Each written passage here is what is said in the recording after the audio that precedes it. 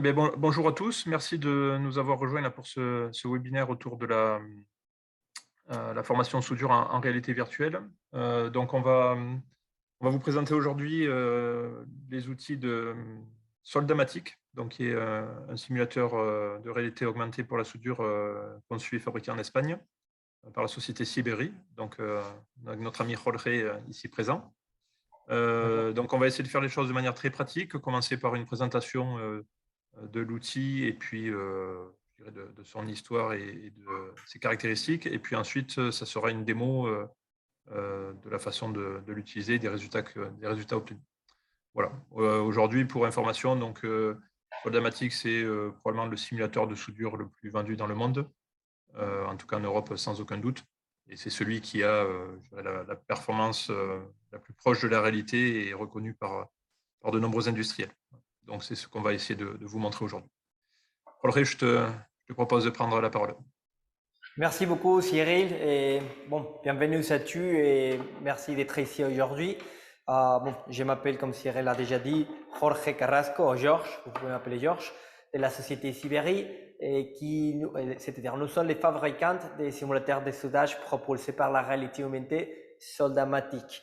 Et nous allons tout de suite commencer par la présentation. Et nous allons voir une petite présentation de 10-15 minutes juste pour vous expliquer quels sont les besoins du marché et dans quelle situation se trouve la technologie et comment ça peut nous aider à améliorer la formation dans le secteur de soudage.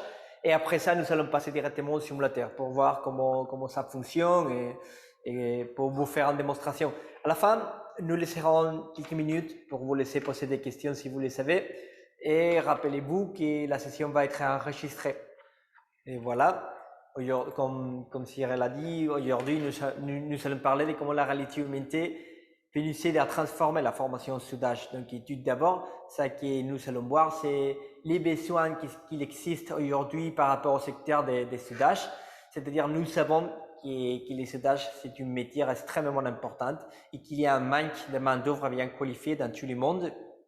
Nous savons aussi que la formation en soudage n'a pas évolué depuis 50 ans et il reste très inefficace, coûteux et polluant. Et aussi, nous savons que les besoins qu'ils sont les sociétés industrielles, il n'est pas, c'est-à-dire le secteur éducatif, il n'est pas assez. Donc, si vous voyez autour de vous, c'est clair que le soudage est partout et qui est une matière extrêmement importante dans toutes les choses qu'il y a autour de nous, des voitures, des avions, des trains, des infrastructures, etc.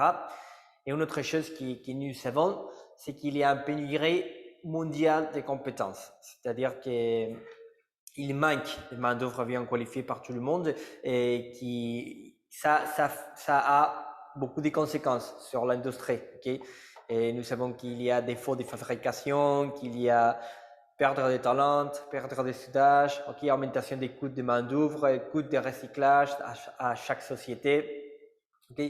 Aussi, nous savons que la façon dont les soudeurs sont formés n'a pas changé depuis les dernières années. Et nous savons que c'est une matière qui forcément n'est pas très intéressante pour les jeunes générations, et qui est coûteux, parce que nous devons dépenser beaucoup de matériaux pour former des nouveaux élèves, qui est polluante pour tous les fumées, pour toutes les choses qu'il y a, et aussi qui peut être dangereux pour les températures et pour toutes les choses liées au soudage. Nous savons qu'il y a une problématique. Et c'est là où nous présentons les simulateurs de soudage comme une solution qui peut nous aider à surmonter ces problèmes. Nous venons de voir maintenant que le secteur des soudages est extrêmement important, qu'il existe une forte demande des professionnels ayant de grands impacts sur l'économie et que la formation traditionnelle n'est pas efficace. Donc, évidemment, nous avons besoin des outils qui nous permettent d'inverser cette situation. Et c'est là où nous présentons la simulation et la technologie de réalité augmentée comme une solution à toutes les problématiques que nous venons de voir. Nous avons besoin de technologies qui soient attirantes pour les jeunes générations, pour les étudiants, et qui nous permettent de former des soudeurs d'une façon qui soit sécure, d'une façon qui soit respectable avec l'environnement, et surtout qui nous permettre de bien former les étudiants, de les faire pratiquer, de les faire travailler, d'améliorer les techniques. Donc, c'est là où nous trouvons la simulation. Et après, que nous avons vu les besoins du marché, les besoins du secteur, nous allons parler des moments que nous traversons à ces moments. Nous savons que l'industrie 4.0, que la numérisation et que la technologie en général, ils sont à la mode et que tout le monde parle de ça sur le marché. Et heureusement, à ce moment, nous savons que la technologie de simulation a suffisamment évolué pour apporter une grande valeur, même au secteur éducatif qui est au secteur industriel. C'est pour ça que cette technologie a fortement pénétré sur ces deux différents secteurs, dans des certaines entreprises de toutes les tailles. Et que nous savons que les perspectives industrielles mondiales sont en croissance. Donc, cette tendance à utiliser l'industrie 4.0 va augmenter avec le temps. Après, l'industrie 4.0, la numérisation, la automatisation sont déjà en réalité sur les marchés. Ils sont très, très, très utilisés dans les marchés. C'est-à-dire que tous ceux qui ne bénéficient pas de cette technologie seront clairement désavantagés. Donc, c'est une chose où il faut investir.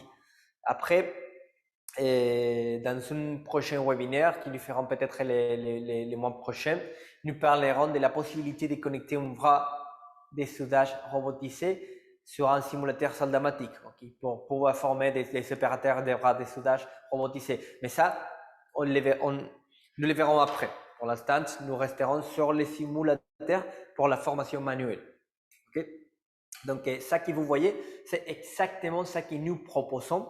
C'est la façon où nous proposons d'utiliser notre technologie et notre méthodologie de formation pour ajouter une vraie valeur et pour changer vraiment la façon où nous formons nos étudiants. Donc, l'idée, c'est que les étudiants ils vont commencer sur une salle de simulation. C'est l'endroit que vous voyez à gauche, où les étudiants vont apprendre à souder, mais sur un environnement sécur, sans aucun risque, avec des guides en temps réel qui vont les aider à améliorer sa technique. Et sur la simulation, ils peuvent répéter toute fois qu'ils ont besoin les exercices, donc ils vont gagner la mémoire musculaire.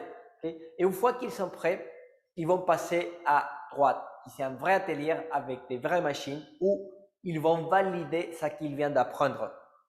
C'est-à-dire que les simulateurs, il ne va jamais remplacer une vraie machine de soudure, et c'est un complément qui va vraiment améliorer la formation. Et donc, comme vous pouvez voir, c'est la simulation avec des guides en temps réel, qui nous corrigent en temps réel et qui nous permettent de gagner la technique. C'est la simulation. Cette simulation, il utilise trois concepts d'apprentissage pour nous rendre sécures et que ça va avoir un impact très, très positif sur la formation. Le premier, c'est l'amélioration continue, c'est-à-dire les étudiants travaillent, ils vont recevoir des analyses en temps réel, pour les laisser savoir qu'est-ce qu'ils ont fait bien, qu'est-ce qu'ils n'ont fait pas bien, où ils doivent se concentrer, qu'est-ce qu'ils doivent améliorer. Ça va les permettre d'améliorer en temps réel, c'est-à-dire l'amélioration continue. Après, nous avons le concept de mémoire musculaire, c'est-à-dire quand nous travaillons avec les simulateurs, nous pouvons répéter parce que nous n'allons pas gaspiller aucun matériau. Nous pouvons répéter en touchant un bouton 100 fois un exercice en suivant les guides en temps réel. Ça va nous permettre de gagner la mémoire musculaire, grâce à la répétition. Et finalement, nous allons développer les techniques nécessaires, pour bien souder. Après, nous avons la gamification.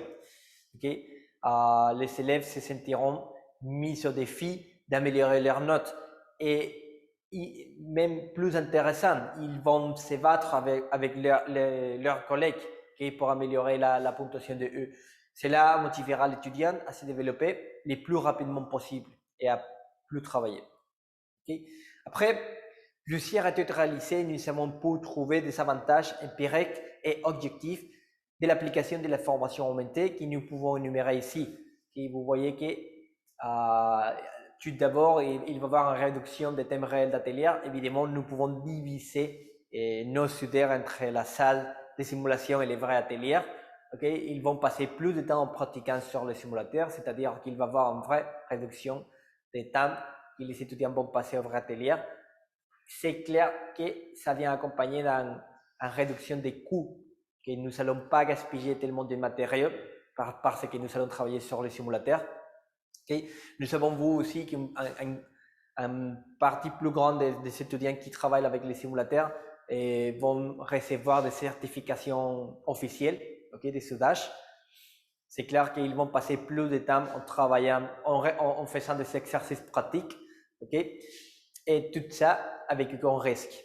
Et aussi, c'est important de mentionner, sans aucune contamination pour l'environnement.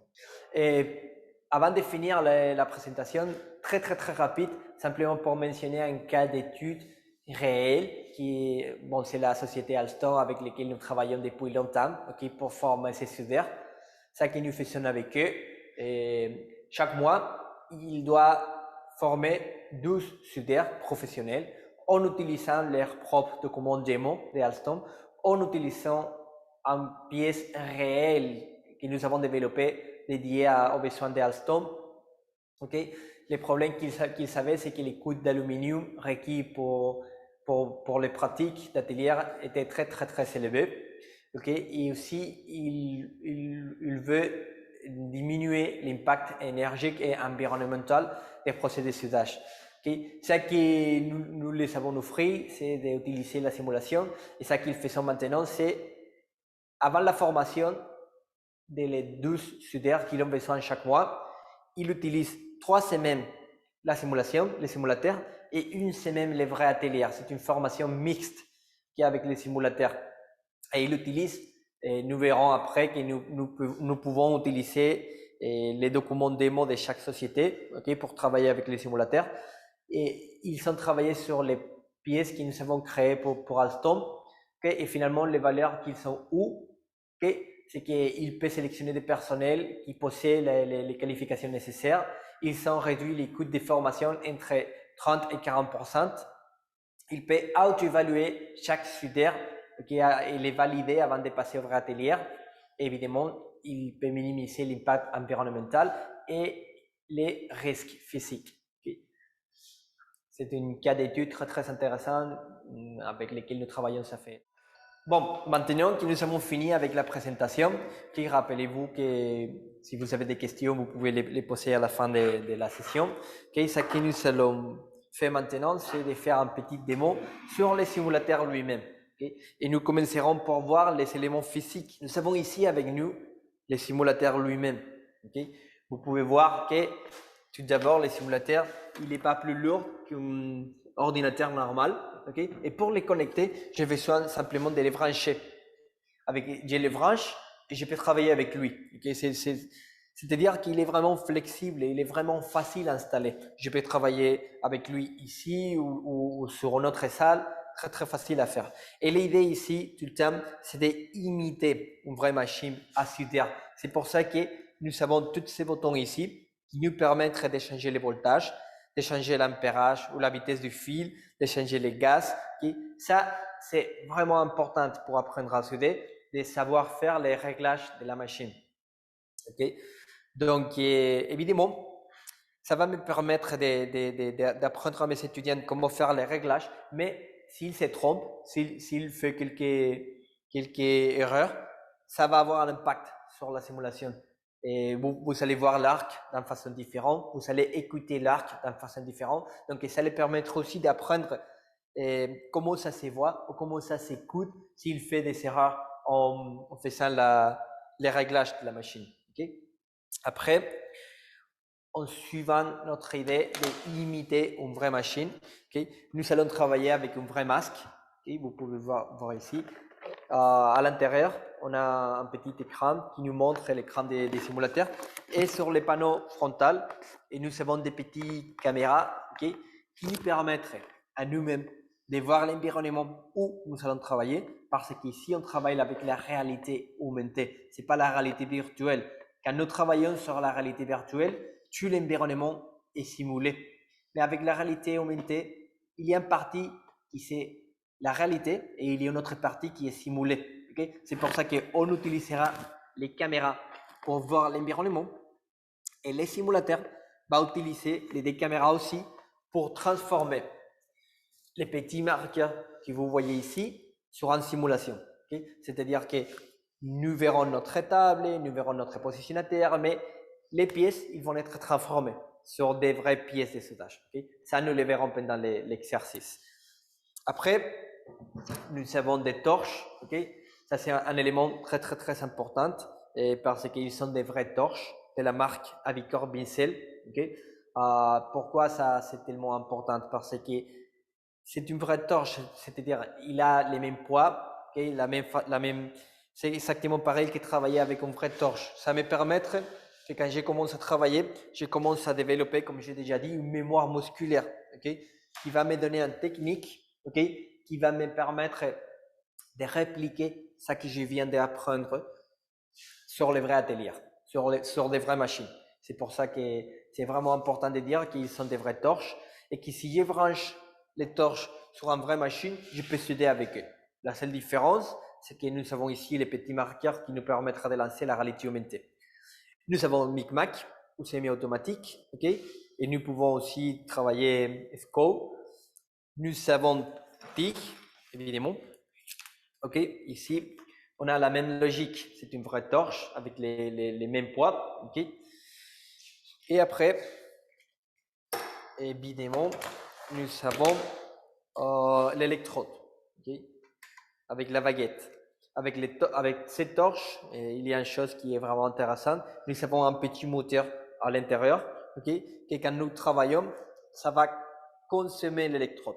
Okay? D'une façon que mes LED doit pousser la baguette pour maintenir l'arc électrique. Okay? Ça, c'est vraiment intéressant. Après, nous avons des différentes pièces de soudage, okay? Des tubes, des petits joints et des slaps. Et aujourd'hui, nous allons travailler sur un petit joint, okay? Et finalement un positionnateur qui nous permettra de changer la position de la pièce, de travailler horizontalement, verticalement, etc. Donc, ce que je vais faire tout de suite, c'est de vous partager l'écran du simulateur et nous allons faire un exercice. Je crois que vous pouvez voir maintenant l'écran du simulateur. Commençons à utiliser le simulateur. La première chose que nous voyons, c'est ça, c'est la liste d'étudiants. Okay? C'est une liste d'étudiants que nous avons créée grâce à une application qui s'appelle Soldamatic e-Learning, que j'ai installée sur mon ordinateur. Nous allons voir l'application e-Learning très très rapidement à la fin de la présentation. Donc ça que je vais faire, c'est d'utiliser mon propre profil pour entrer au simulateur. D'ici, tout ce que je fais avec mon profil va être enregistré sur mon profil, d'une façon que les professeurs, ils peuvent suivre le développement de chaque étudiant d'une façon très très facile, très simplement. Okay? Avant de commencer avec un exercice pratique pour vous montrer comment ça fonctionne la technologie de réalité augmentée et comment ça peut m'aider à former des soudeurs, laissez-moi vous montrer les contenus qui nous seront disponibles sur le simulateur. Attendez, nous avons ici un cours de formation, okay, que nous avons déjà installé sur le simulateur. Donc, sur le simulateur, je peux voir la théorie, okay, j'ai des contenus théoriques que je peux voir ou bien en utilisant les simulateurs ou quelques personnes qui soient dans la même salle que je suis peuvent se connecter au réseau Wi-Fi de Soldamatic de mon simulateur et peut visualiser la théorie de son ordinateur. Okay? Donc, j'ai la théorie, j'ai des tests QCM pour valider la théorie. Okay? Ici, c'est un exemple très très simple. Il n'y a que 3 questions, mais je peux créer des tests QCM avec 20 questions et chaque question avec 6 différentes possibles réponses. Okay? À la fin, j'ai les résultats automatiquement, mais évidemment, les résultats ont été partagés avec les professeurs. Le professeur a reçu les résultats sur son ordinateur. Okay? Et après, évidemment, nous avons les exercices pratiques. Ok, ça c'est un exercice pratique, ça c'est un document démo des simulateurs. Mais ce que nous allons faire tout de suite, c'est de créer un exercice nous-mêmes, ok, pour vous montrer tout ça que je peux faire, pour vous montrer tout ça que je peux ajouter sur les simulateurs, ok, et comment le simulateur est assez complet. Ici, j'ai tout l'historial, tout l'historique de ce que l'étudiant a fait, et nous allons commencer un nouveau exercice, ok. Nous avons différents types de licences selon l'expérience des étudiants. Éducation, c'est pour la partie pédagogique, avancée, c'est pour les étudiants plus expérimentés ou pour l'industrie. Robotique, c'est pour travailler avec des robots industriels. Et industrie, c'est pour les projets personnalisés. Donc, éducation, ok. Nous allons choisir la difficulté. Évidemment, plus difficile et plus exigeant va être les simulateurs. Les réglages de l'équipement, si nous voulons avoir des guides ou désactiver les guides, si nous voulons avoir des guides sur les torches pour nous aider avec la technique, je vais tout activer pour vous montrer comment ça se voit. Après, la pièce sur laquelle nous allons travailler, nous avons ici des différentes pièces éducatives. Pour cette fois, nous allons travailler sur la tige 1. Nous allons travailler horizontal, les différents matériaux que nous avons, acier en carbone, acier inoxydable et aluminium. Tout ça a été travaillé sur les vrais ateliers et nous avons paramétrisé, c'est-à-dire que nous avons travaillé chaque matériau sur les vrais ateliers. Nous avons fait des vidéos et nous avons recordé les sons pour les mettre sur la simulation et pour la rendre beaucoup plus réaliste. Vous allez voir ça. L'épaisseur de la pièce, les différents processus que nous avons, micmac, l'électrode, fil foré, avec gaz, sans gaz, tige. Okay. Nous allons travailler micmac avec les fils, okay, les diamètres du fil, les types de gaz, mix, la longueur des cordons, okay, et le nombre de passes. Nous pouvons faire multipasses et multiprocessus si nous voulons. Et le type de mouvement, si nous voulons faire en ligne droite ou zigzag ou équilibre, etc. Séquence, si nous voulons faire les cordons complets ou les diviser dans des différentes parties, okay, pour pratiquer des différents exercices. Et finalement, si nous allons faire traîner ou pousser, évidemment, les simulateurs nous posent la question parce que nous travaillons sur micmac. Si nous travaillerons sur un autre processus, il ne va pas demander ça. Mais bon, pousser, pour bien vous montrer l'arc. Et quand on est prêt, les simulateurs nous montrent les documents démo, okay, de l'exercice que je vais faire. Ça, j'ai la possibilité de faire c'est-à-dire, c'est un document démo qui a créé les simulateurs automatiquement, mais j'ai la possibilité d'ajouter mon propre document démo si je veux ici. De façon que mes élèves, quand ils vont travailler avec les simulateurs, ils vont travailler sur les documents démo qu'ils utilisent normalement sur l'atelier. Okay? De cette manière, je peux être sûr que mes élèves, ils savent comment lire les documents démo, ils comprendront tout. Okay? Bon, nous allons commencer l'exercice. À ce moment, vous êtes en train de voir la même chose que je vois vers mes caméras. Okay? J'ai mon simulateur ici, j'ai ma salle de formation ici. Une chose intéressante, vous voyez ici, j'ai un projecteur qui est en train de partager l'écran de Soudamatic. Okay? Donc, je peux connecter les simulateurs sur un projecteur, sur un écran et d'avoir l'image en grande. Okay? Donc, ça, c'est intéressant pour la classe. Bon, voyez, ici, j'ai la tige 1. Okay? Si j'utilise les boutons de la réalité augmentée, vous voyez, ça commence à, c'est-à-dire, il se transforme sur une vraie pièce. Avant de commencer à souder et de vous expliquer les différents marqueurs que nous avons et comment ça fonctionne, voyez ici. Ça, c'est les panneaux frontaux des simulateurs. J'ai le voltage. Ici, c'est la vitesse du fil. Ici, c'est le voltage 24.4, la vitesse du fil, les gaz. Okay? J'ai mis de mettre tout ça automatiquement. C'est-à-dire, il a mis automatiquement tous les réglages, mais si je les fais manuellement, c'est l'étudiant qui doit venir ici, de tout régler et de tout changer. Voyez le voltage, 24.4. Si j'utilise les boutons ici, le voltage, il commence à monter, mais il devient rouge. et une petite flèche m'indique qu'il est trop haut, il faut les baisser. Ok? Ça, c'est les guides qui m'aident à faire les réglages de la machine. Je peux l'activer ou le désactiver. Si je mettrais les réglages manuels et je désactive les guides, c'est l'étudiant qui doit savoir comment ça s'est fait. Ok? Et je viens par ici, nous allons commencer à souder. Donc, voilà. Une chose qui me permettrait de faire la réalité augmentée, okay, c'est de prendre les coupons dans mes mains. Okay? Je peux prendre la pièce, la regarder, la toucher. Okay? Grâce à ça, la transférence de toutes les choses que je vais apprendre en travaillant avec les simulateurs, c'est beaucoup plus grand. Okay? Voilà. Voilà. Ici, sur les points bleus, c'est où le simulateur m'indique que je dois commencer mon exercice. Je vais prendre mon torche, ici. Quand je mettrai mon torche devant les caméras, il devient une vraie torche. Okay? Si je touche, je commence à voir les fils. Quand je proche les torches, et sur les points où je dois commencer, je commence à avoir des différents marqueurs qui m'aident avec la technique. Donc, les cercles en top ici, ça m'aide avec l'inclination et l'angle de mon torche.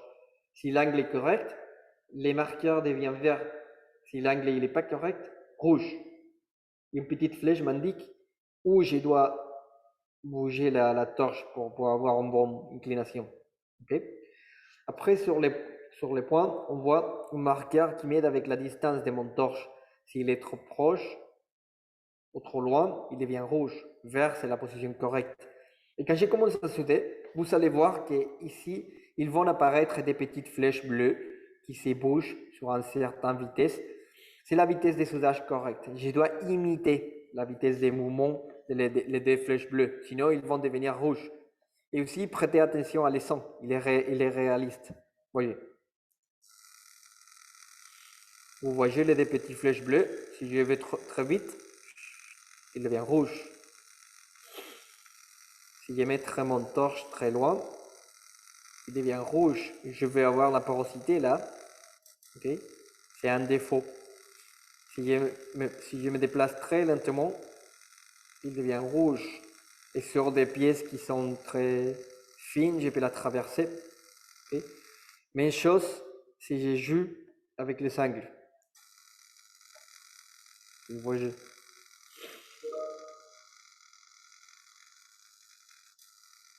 Ok.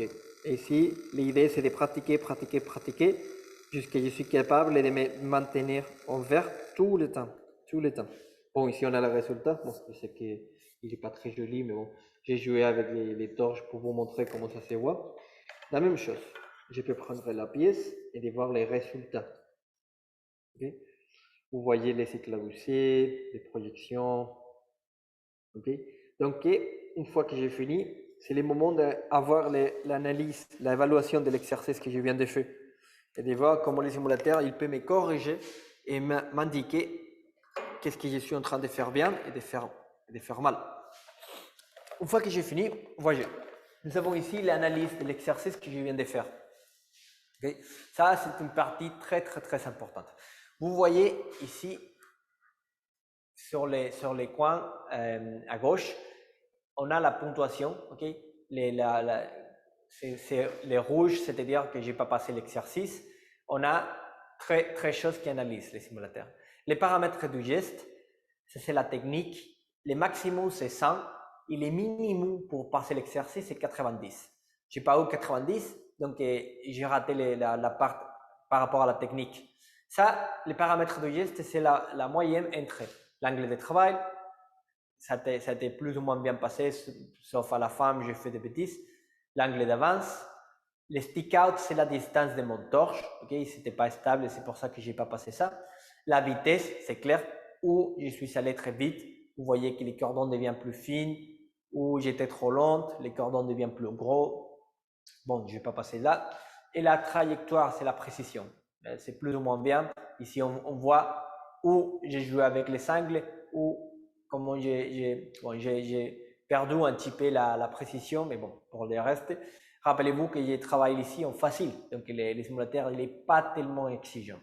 Après, si on descend ici, on a la propreté des cordons, c'est-à-dire les défauts. J'ai un petit peu de porosité ici où je suis perdu la distance de mon torche, mais bon, comme je travaille en facile, c'était pas grave, donc c'est passé, c'est bien. Et finalement, les réglages des générateurs, les réglages de la machine.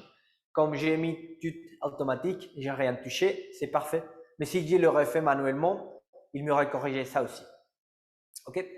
Donc, on a toute cette information que c'est déjà assez pratique, même pour l'étudiant et pour les formateurs, qui vont avoir beaucoup d'informations sur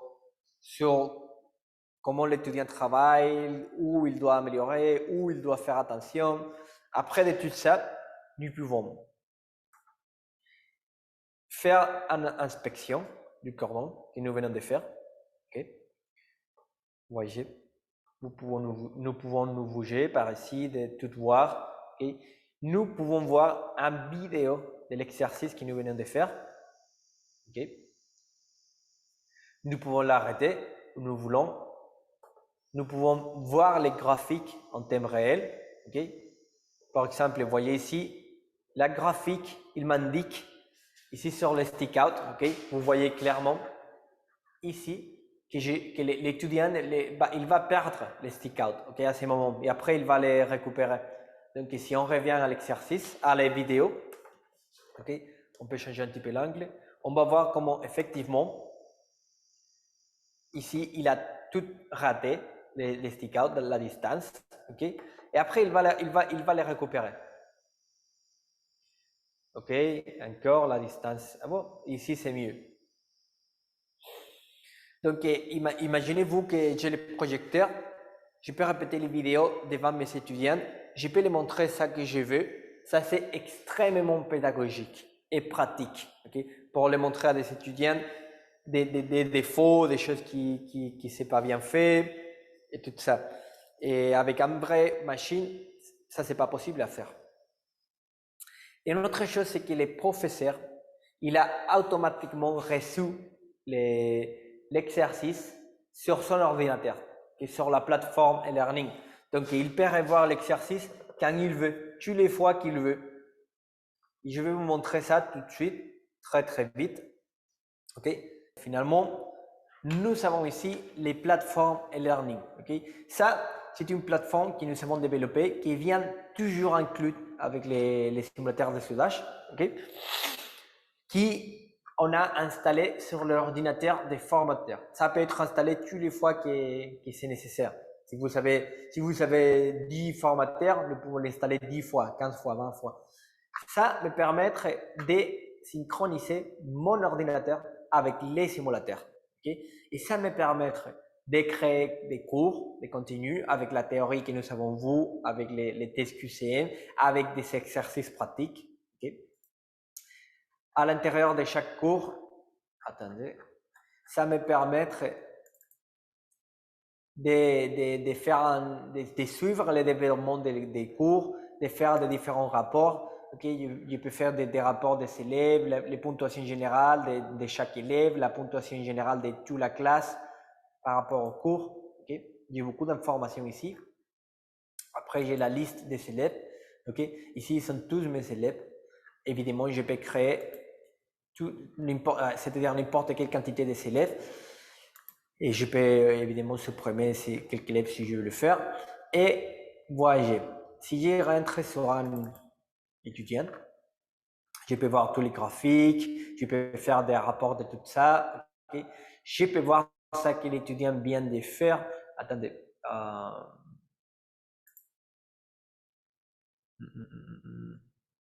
Ici, je crois que c'est Attendez. Ça, c'est un cours en français. D'ici, dans les perfils de chaque élève, je peux venir ici et de revoir l'exercice qu'il vient de faire. Okay? Donc, je peux venir ici à la dernière, c'est aujourd'hui 5 et 12. Et à 11h35, il n'a pas passé l'exercice. Si je fais double clic sur mon ordinateur, ça que je veux avoir, c'est les mêmes modules analyse que nous venons de voir sur les simulateurs. Attendez, il est en train de les charger. Nous l'avons ici.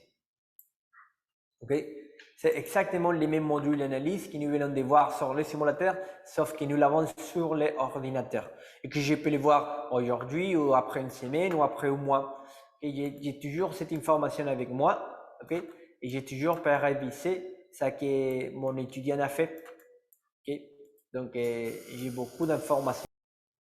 Nous avons la classe virtuelle, ok, où je peux voir exactement qui est connecté maintenant à les simulateurs et qu'est-ce qu'il est en train de faire. Ok, je peux même utiliser l'option de partager l'écran, ok, pour voir de mon ordinateur qu'est-ce qu'il est en train de faire sur les simulateurs. Ok, bon, on va profiter qu'on a un petit peu plus de temps pour vous laisser voir une démonstration aussi de comment je travaille avec l'électrode. Okay? Après ça, nous laisserons 10 minutes pour répondre des questions. Je peux voir que vous avez déjà posé quelques questions, mais après Cyril et moi, on va répondre. Je vais faire une dernière démonstration sur l'électrode pour vous laisser voir ça. Et finalement, on laissera quelques minutes pour répondre les questions. Donc, laisse-moi partager encore une fois l'écran du simulateur. Donc, bon, on va sortir d'ici, on va faire un nouveau exercice, cette fois avec l'électrode. Je vais brancher mon électrode à mon simulateur, mon porte-électrode. Ok, c'est déjà fait. Et on va créer un nouveau exercice. Cette fois, nous allons travailler sur un solap. Voilà, et comme nous avons déjà dit, nous avons travaillé sur un plate sur plate, ok, horizontal, et nous allons faire inox pour changer à 10 mm. Nous allons travailler avec l'électrode, ok, le diamètre de l'électrode, ça va être en petite, sans gaz évidemment, et on va faire un cordon moyen, un passe et ligne droite complète, traînée. Ici, il me laisse pas faire pousser. Il me laisse. Je peux faire que traîner. Vous savez qu'avec l'électrode, si je fais pousser, je vais contaminer tous les cordons. Et voilà, nous avons encore une fois les documents démo et c'est parti. Nous allons commencer. Vous voyez ici comment j'ai mis mon électrode ici, ok. Et voilà. Attendez, je vais utiliser les boutons de réalité augmentée. Et voilà, ici j'ai mon pièce en acier inoxydable. Ici c'est inox, ok. J'ai ici mon électrode. Une fois que je mettre l'électrode proche de la pièce, il va commencer l'arc. Okay? Il va commencer à consommer mon électrode.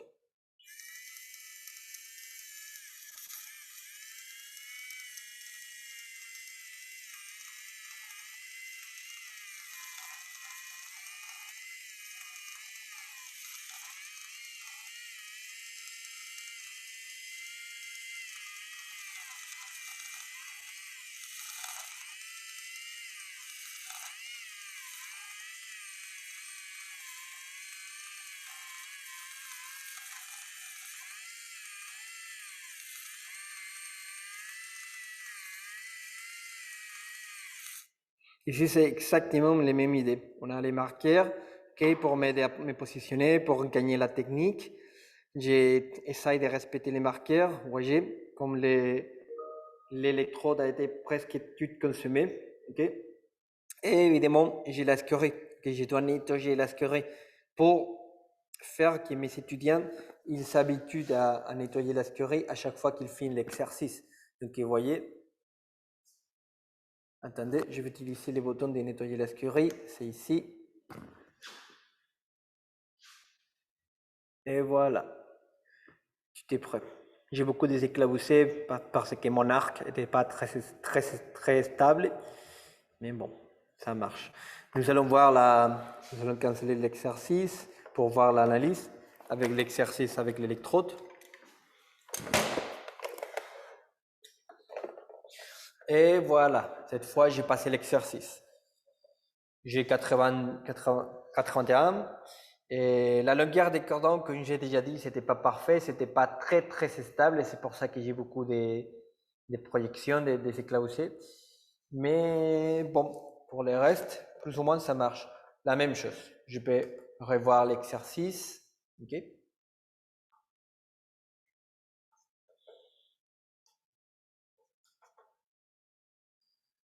Et je peux voir les vidéos de ça que je viens de faire.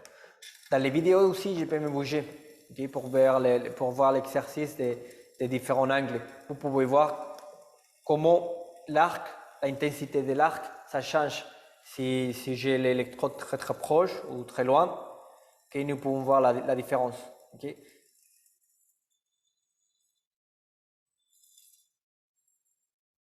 Et voilà.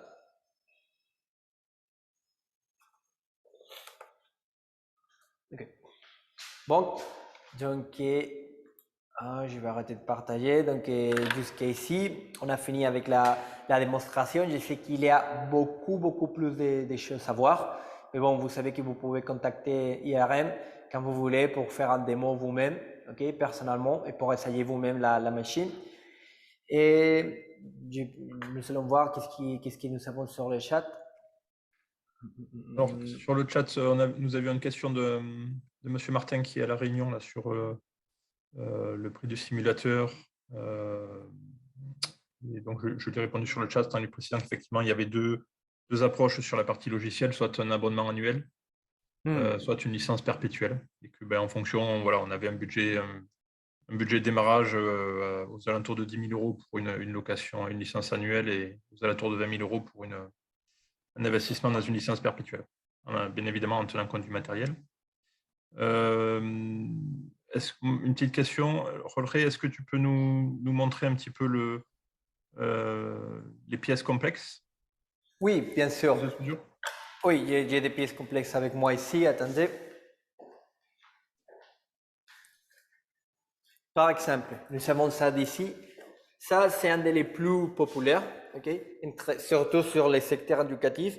Okay? Comme nous pouvons voir, il y a beaucoup d'exercices à faire. Il y a une vingtaine d'exercices à faire sur cette pièce. Nous pouvons travailler vertical, nous pouvons travailler en plafond, nous pouvons travailler des cercles. Okay? Il y a beaucoup de choses à faire ici. Et encore une chose qui peut être intéressante à voir, c'est une pièce personnalisée, comme par exemple ça que nous avons ici. Ça, c'est une pièce que nous avons reçue des MAM. MAM, c'est les fabricants des camions. Okay. Nous avons reçu cette pièce que vous voyez ici. Il avait quelques problèmes par rapport à comment on dit, la façon dont il devait ressouder. Vous voyez qu'il y a beaucoup de cordons et que la pièce a une séquence qui est compliquée. Okay. Donc, ils ont des problèmes avec la pièce. Il y avait beaucoup d'échecs par rapport à cette pièce. Okay. Donc, ça que nous avons fait, c'est de créer ça que vous voyez ici. Okay. Ça, c'est un coupon personnalisé. Et évidemment, nous avons reçu tous les documents démo par rapport à eux et des différentes vidéos dans la façon correcte de souder la pièce. Et nous avons développé cette pièce personnalisée qu'il peut mettre directement à l'intérieur des camions. Et il peut laisser ces soudeurs qui sont déjà professionnels pratiquer sur les pièces 1, 2 fois, 50 fois. Okay. Évidemment, il commence à développer une technique spécifique pour souder les pièces.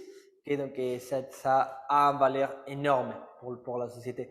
Après, nous avons vu une pièce complexe, comme ça d'ici. Mais il faut dire que nous avons un catalogue de plus de 15 pièces complexes dédiées à des différents secteurs. Secteur automobile, secteur ferroviaire, secteur éducatif, naval, etc.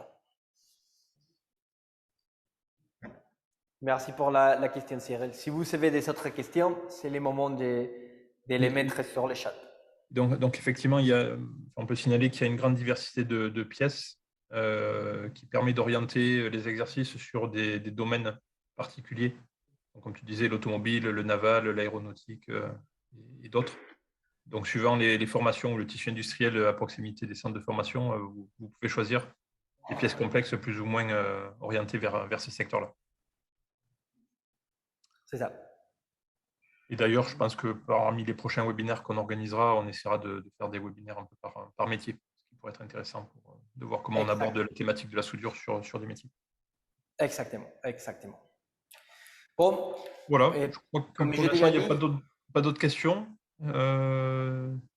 André, si de ton côté, c'est bon. Alors, quelles sont les certifications? C'est Monsieur Martin à nouveau. Voilà, notamment sur les cours. Qu'est-ce que... oui. On a des cours dédiés à préparer les étudiants pour des différentes certifications. À ce moment, ce n'est pas possible de certifier un étudiant en utilisant la simulation. Ce que nous pouvons faire, c'est de les laisser pratiquer beaucoup de fois pour finalement aller à faire l'examen et d'obtenir la certification. C'est-à-dire qu'à ce moment, ce que nous avons, c'est des cours dédiés pour quelques certifications spécifiques, comme CEDER international, par exemple. C'est ça. Et donc là, vous avez des cours sur de différentes sources. Je crois même qu'il y en a qui sont en préparation ou qui doivent être en préparation de l'Institut de soudure, c'est ça? C'est ça, c'est ça. Nous travaillons aussi pour être capable de certifier les étudiants en utilisant les simulateurs. Ça, c'est une chose qui va venir, mais qui pour l'instant, il n'est pas prêt. Et par rapport à la question des prix, c'est Cyril et Laurence de IRM qui peut vous parler de ça. Voilà. Donc, je remets ce que j'avais déjà dit. Voilà. Les deux chiffres à retenir, c'est les prix qui demeurent aux alentours de 10 000 € pour une licence, enfin, le matériel plus l'allocation annuelle de la licence, et puis aux alentours de 20 000 pour une licence perpétuelle. Et puis après, il y a différents nombres d'options qui se rajoutent. On propose aussi des offres de location pour ceux qui veulent faire des essais avant d'éventuellement envisager un investissement. Normalement, ça qu'on dit, c'est que les plus pratiques, c'est d'avoir un simulateur pour chaque 2 ou 3 étudiants. Pour ça qu'on a parlé de la gamification, c'est-à-dire 2 ou 3 étudiants pour un simulateur, ça les permettre de voir comment l'autre travaille et d'apprendre de la gestion, de la technique en regardant à son collègue travailler, et aussi à se battre avec eux pour avoir une puntuation plus haute, c'est-à-dire la compétence. Donc, il y a 3 étudiants pour chaque simulateur. Okay. Donc, effectivement, sur les formations, on est amené à former sur site ou éventuellement à distance, mais bon, la plupart du temps sur site, à l'utilisation du soldamatique, les formateurs, pour que même derrière soient aptes à bien l'utiliser avec les apprenants, et puis bien maîtriser aussi la partie e-learning, telle que vous l'avez vu, qui apporte beaucoup d'avantages en termes d'organisation de la formation. Sinon, je sais qu'il y a, comme j'ai déjà dit, il y a beaucoup plus de choses à voir, beaucoup plus de pièces et d'exercices à faire. Si vous voulez essayer vous-même, et vous pouvez vous diriger à IRM, pour faire une démonstration personnellement ou pour poser des autres questions, ils seront disponibles.